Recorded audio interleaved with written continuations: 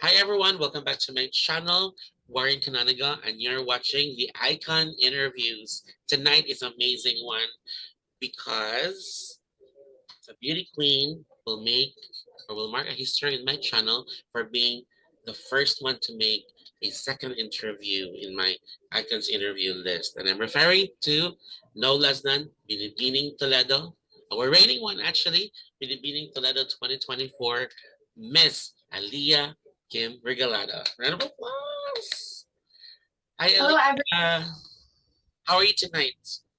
I'm doing well. I'm great. I'm thriving. Our first interview was done last year, and at that time, we were celebrating your beautiful victory at the Binibining Tubod pageant. And in that particular interview, we were just talking about your plans to join Miss Toledo. And now we are already doing this celebratory interview. My goodness. So I would like to know first, uh, what's the story behind the audition or the screening? So, to start, as you were saying, my first ever pageant was Binibining Tubod. And from there, I was grade 11 that time. And I had this thing in mind where I told myself that within my senior high school years, I would join as many pageants as I can until I reach the time or point where I'll be able to to join the Binibining Toledo pageant. And so my Binibining Toledo journey was actually planned. So 2023, I was not able to join the Binibining Toledo because another candidate, there was a reigning queen in my barangay. So I opted to join the Hinulawan Festival Queen. Luckily, I was able to won the Hinulawan Festival Queen first runner-up. And so after that, after my last barangay pageant, I set my mind on joining the Binibining Toledo screening. So I did a lot of preparation to be able to make it to the final cut. And luckily, by God's grace, I was able to do it. Wow, that was it. So I'm very much curious, and I'm sure a lot of my viewers would also like to know how is like Binibining Toledo screening or audition done? What's the first thing that you did? What were the segments of the screening? So during the screening, there were a lot of co-candidates or those who screened for that day. I knew a lot of them because we were co-candidates in various pageants. And so I kind of expected their appearance that day, but it still made me nervous. And so the pageant started. It was around first before that we were asked. It was an online application. Mm, Um, sent. So I did fill out the form. Afterwards, I went there on the day of the screening. So it was around 1 o'clock. I think there were 28 candidates who went there to screen for Binibining Toledo. And after that, we were already there with makeup, fully dressed up. And so we had numbers. And then we were waiting for our turn. And then there were judges in a certain room. And then we would ramp, do our walk. mm. And we would be asked questions. So we were wearing our casual or semi-formal attire, and then after that we were asked to wear the swimsuit, Swimsuit. and they deliberated as to who would make it to the final cut. What was your first pre-pageant activity? We actually were involved with a lot of activities such as visiting sponsors, and then we also got practices for the special nights such as the talents night. So yes, we were involved in those activities. Okay, let's talk about the talents night, wherein you really showed to me, how do you call this? For lack of a better word, provocative, interesting, and intriguing. Mm. Was actually speechless. I was astounded by your performance, which was actually a tribute to the LGBTQIA Yeah. plus community. So can you please tell me the story of your talent presentation? I was first considering to do a Hinulawan dance because I wanted to represent Toledo City's culture, tradition, and festivity. Mm-mm. But considering that every pageant candidate is on a tight budget, practicality wise, it was not good. But then, so we opted for another one, and a lot of people actually expected me to do a poem, a spoken poetry, a speech, monologue, because um many people know me for doing those things. But I also wanted to do that since I wanted to speak my mind. But then I remembered it's hard to do that when you're candidate number one, because I thought, would people or the audience really want to see the first talent as something, maybe they would yawn or they would be bored. So I thought of doing something not so me, something new that people would not expect. And so that time, Marina Summers was very famous for um her drag race, participation. And so I thought, why not do that? So after our team's collaboration, we made it happen. And And it was worth it. Yeah, it's definitely one of the most felt talent presentations of that evening. Aside from yours, I would like you to choose one presentation that you also like.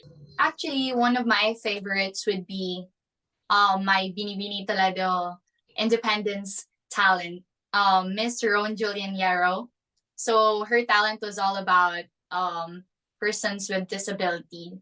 And I know for a fact why I really loved her talent was because that night was being true to herself. Mhm. It's not just for presentation. Being a close friend of her own, I know that in real life, she's very passionate and dedicated to advocating for people or persons with disabilities. And on that night, she really shined because she was able to convey a message. Just a little chica, I actually was able to witness her do the sign language in real life with another person. And specifically, it was a bodyguard or a security in the Toledo Sports Center. And they were able to talk fluently using sign languages. And that really touched my heart. Well, thank you so much for sharing. By the way, did you have that preliminary interview, like a separate preliminary interview session? Do you have that? There was a pre-judging. So before That's the for judging. um, time that we um, walked on stage for the coronation night, Uh, we actually did a pre-judging backstage. a pre-judging, which Uh, included a Q&A portion.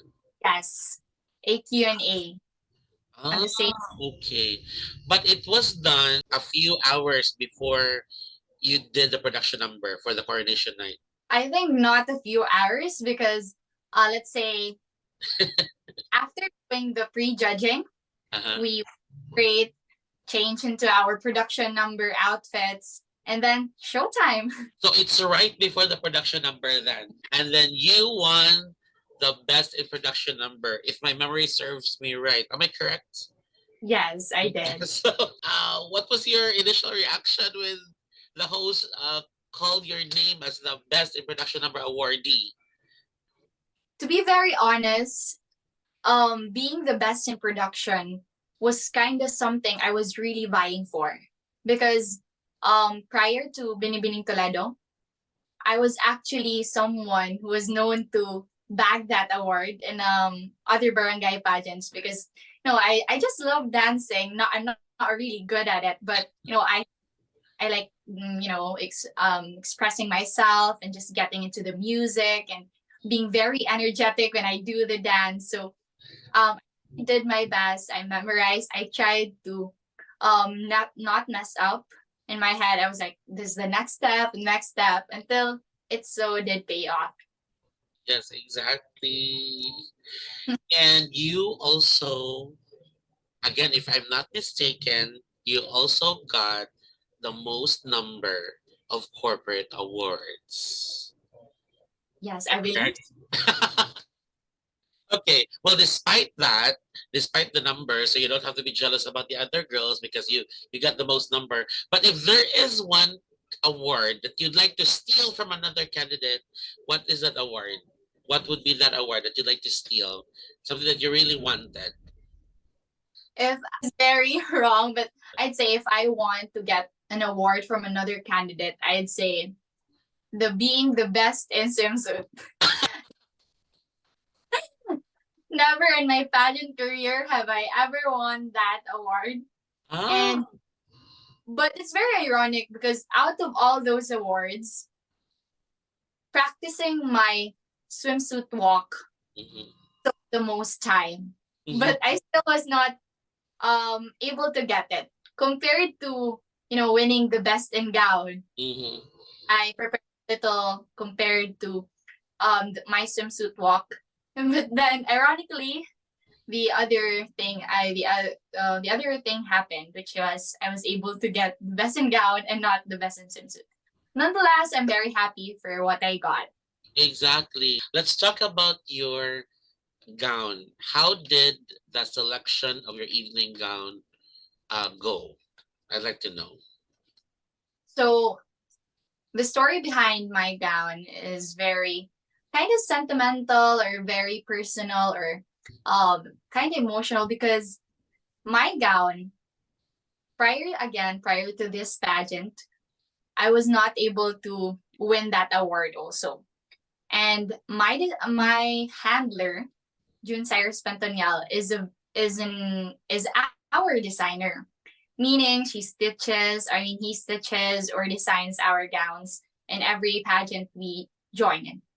And so I often hear him say that he really wants his candidate to win that award.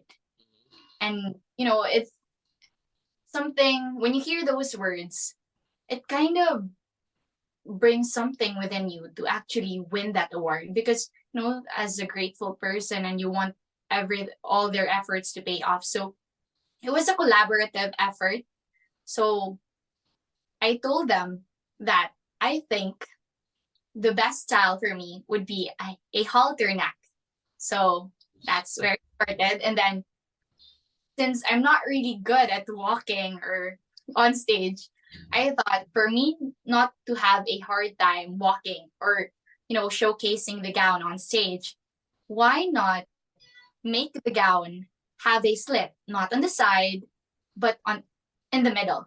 So Mm, it did come to life. And then the design, it was color red because, a lot of pageant queens who won the title were wearing red mm, and wanted to try something new.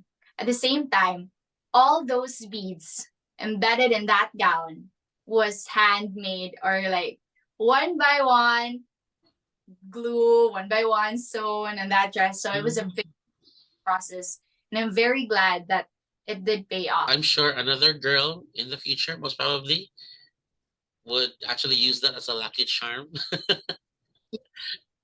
Yes. Let's go back to the swimsuit.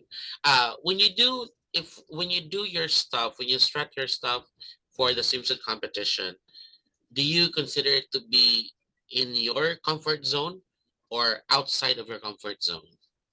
Compared to any other pageant I've joined in, I did not actually fear what was going on. I just enjoyed the moment. So yes, I was kind of afraid because the stage was, a bit slippery. So if you may have noticed, I kind of tripped during my turn, but at least I did not fall. But then, I was just enjoying the beat of the music, grooving, and I very much liked the part where I did not fear looking into the audience, smiling at the judges and showcasing whatever I have, such as my body and my proportions, whatever other people would say about it. I was just proud in my own skin. And I'm very happy that night. It was obvious that you were really able to manage your tension and the nervousness. You were really fantastic. I'm curious to know what was running in your mind when you were about to answer the when you're about to undergo the final Q&A? After the chit chat, I actually thought to myself, I hope there's a paper that I could read the question, because I'm not really good with listening. I have ear problem, I cannot really properly hear on my left ear. So I thought, let me read the question or else I will get lost. And one of my weaknesses is the time limit. So given that, there were two things on my mind, I hope I could read the question, and I hope I would not, fail or like make a mess out of my answer, because I was afraid of time limits. But after hearing the question, I just reminded myself to be very straight to the point and my part. So there it was, and everything just went straight. Right after the last word Ray answered, did you feel like contented of what you did, or you were thinking that you could have done better or you could have given a better answer? I actually felt relieved because it was influenced by the audience's reaction. Mm. So when they hear, I think you did a great job. But nonetheless, I also thought to myself, that whatever I say on this mic, I know that it was all worth it, and whatever the result may be, I just know that I did my best. But I was very much contented that night, because as I was going down the stage and the previous pageant queens, because there was a celebratory reunion of all the Binibining Toledo pageant queens, I was very glad that they congratulated me. And I'm sure the judges also noticed that. Speaking of judges, who among the judges intimidated you the most? I can't remember. I don't think there's a judge that really intimidated me, because although I know those people were, um, very They're familiar to you, right? one, and they have, titles. But then I thought, after seeing their smiles, or like them smiling to you, I thought to myself, these are great women who inspire me. Especially, aside from not just the women, but that night I was really focusing on the women judges. So there was Rabia, there was Steffi. I know that was Binibining Cebu, Miss Cebu, our representative in the Miss Universe. So I was really inspired that night. Rabia did stand out. Like, I was really looking forward to please her. No, starting from the production number, I was looking into her eyes, whether she smiles at me, because a part of me really did become intimidated. But her smiles were reassuring me I was doing fine. Exactly, you did. Do you think you had to was there a at a certain point in the pageant, was there a time or were there times when you have to think about your insecurity? I think at this point in my life, although we, candidates of pageants often advocate to love oneself, I think for me personally, it's hard to totally praise what you have. So I learned that, I just learned to live with it, and then be happy with what I have. But, there's this part of me that thinks that it's not these insecurities of mine. These are things that um are totally unchangeable. So I do my best to, be better physically, So actually, I have fair share of insecurities. Let's talk about two for now. So during the screening, I was very kind of voluptuous. I know I was kind of fat, and then I although I believe other people would say that as part of their constructive criticism because they only wanted what's best for me. But then I find myself kind of being affected about it, which led me to truly and seriously take my diet for, as preparation for the pageant. And so I wanted to have slim arms, I wanted to have a curvier body, and then so, part of my diet, I avoided sweets, I avoided rice, those parts of my routine. And then aside from that, I'm also insecure about my acne. So although a lot of people, audiences or those who have not seen me close up or like face to face, I believe they may not really notice that I have acne or pimples. Mhm, And although I try to be very confident in my own skin, mhm. but it's hard not to see what you have when every day you look at yourself in the mirror, and hard to make yourself believe that oh, you're pretty this way, that way.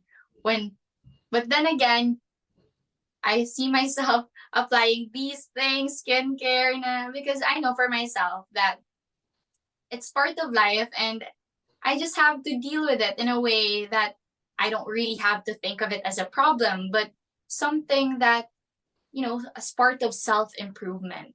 That's not so bad at all. Yes. That's that's right. I understood from what you shared that you transformed or you made your insecurity a vehicle so that you can actually transport yourself to a better place. And that is definitely a very great learning experience. My Yeah. goodness. But at this point, let's talk about your post coronation night journey. So what were the standout appearances that you have had after the coronation night? So after the coronation night, as far as I can remember, we participated during the I mean The Pride Pride March. Pride March. Pride March. Yes, that Pride March. I was very happy that we, the Binibining Toledo Queens, were able to participate in that. It was very funny because during the parade where we rode ridden a vehicle. Since it was Pride March, a lot of the people on the side who were able to see us, they actually questioned if we were like women, we were biologically women, or we were part of the fun. But nevertheless, I'm very happy that we were able to represent women becoming allies of the LGBT community. You don't always have to be the ones directly experiencing issues. You just have to be, to have the value of relating, and then being able to speak about those things, as a representation.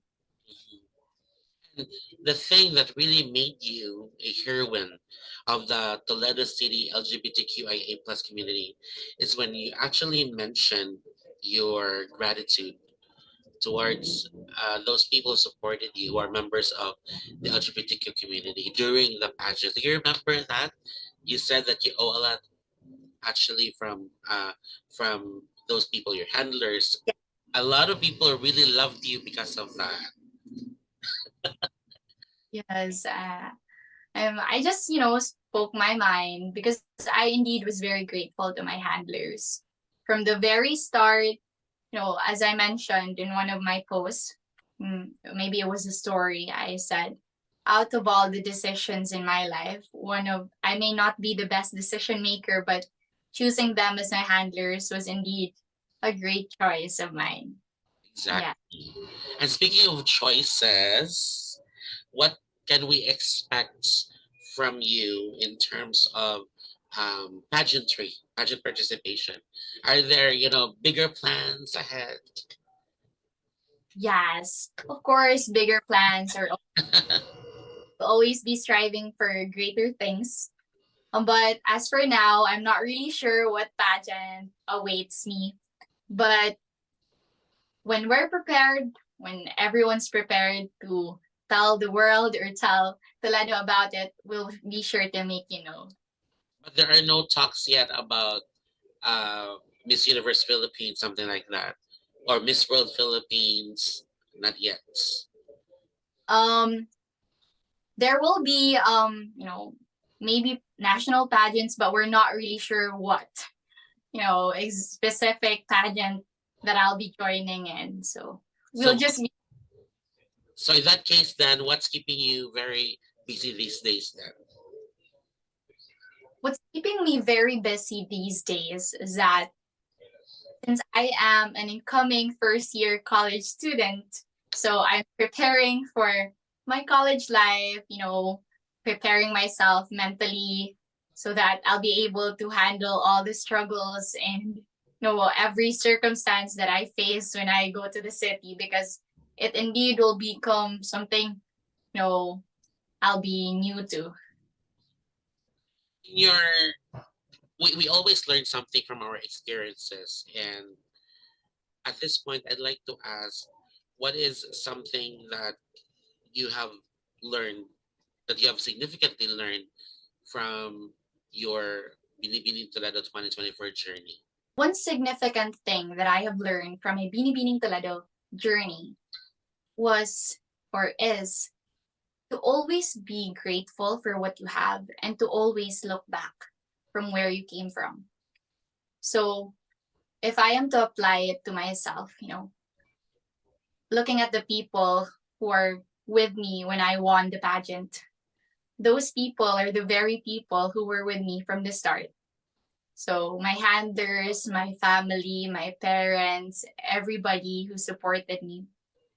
It was essential to, be to have an appreciative heart for those people, because I know for myself that I would not be who I am today if it weren't for them. They molded me into the person that you are and that other people look up to, and it's necessary for us think to thank those people, because without them we wouldn't be successful, or we wouldn't grow as a person.